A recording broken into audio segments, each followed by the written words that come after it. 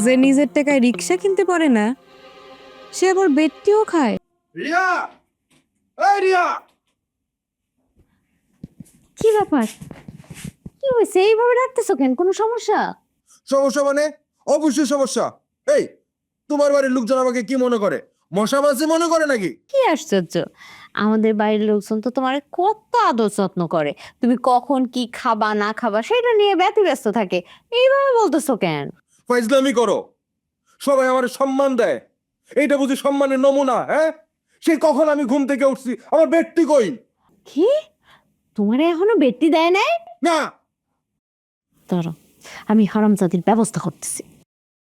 মায়া! এই হারামজাদি বইরা গেছস? মায়া! তুই আমার জামাইরে এখন পর্যন্ত বেডটি কেন দাস নাই? কি কইলেন আপা?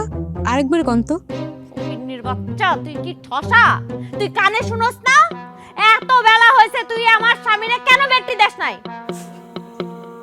যে নিজের টাকায় রিক্সা কিনতে পারে না সে আবার বেটটিও খায়।